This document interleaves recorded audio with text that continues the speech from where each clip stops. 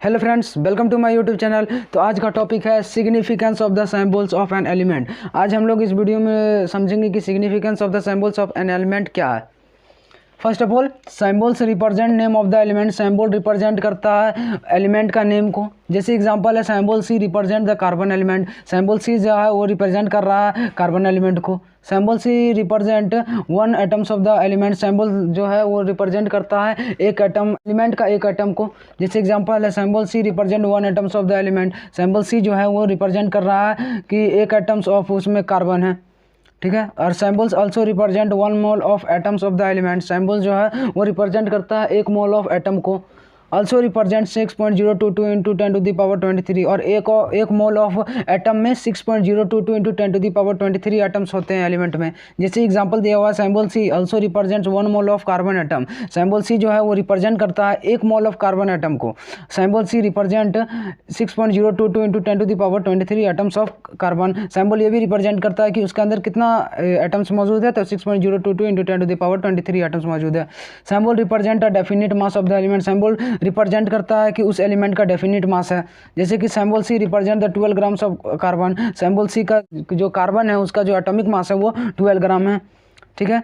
तो आपको समझ में आ गया होगा कि significance of symbols of an element क्या है। उसके बाद फिर टॉपिक है हाउ डू एटम्स एग्जिस्ट। इस वीडियो में मैं आपको थोड़ा सा हिंट दे देता हूँ कि एटम्स को एग्जिस्ट कैसे करना है। एटम को एग्जिस्ट दो तरीके से होना चाहिए, जैसे कि in the forms of molecules and in the forms of ions. और जब हम लोग इसके बारे में पढ़ेंगे अगले वीडियो में, तो अभी मैं आपको थोड़ा सा हिंट दे देता हूँ कि एटॉमिक नंबर आपको यह लर्न कर लेना है, तभी जाके समझ में आएगा कि हाउ डू एटम एग्जिस्ट क्या है।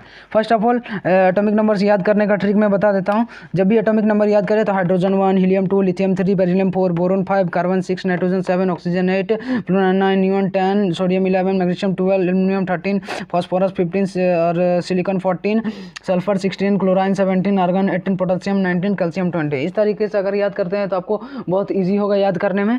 तो मैं आपको पढ़ के दिखा देता हूँ कि किसका कितना मास नंबर है। हाइड्रोजन का एटॉमिक नंबर 1 है और इसका एटॉमिक मास है 1। हीलियम का एटॉमिक नंबर 2 है और एटॉमिक मास है 4। और लिथियम का 3 और एटॉमिक मास 7। और बेरिलियम का 4, एटॉमिक मास 9। और बोरोन का 5 और एटॉमिक मास 11।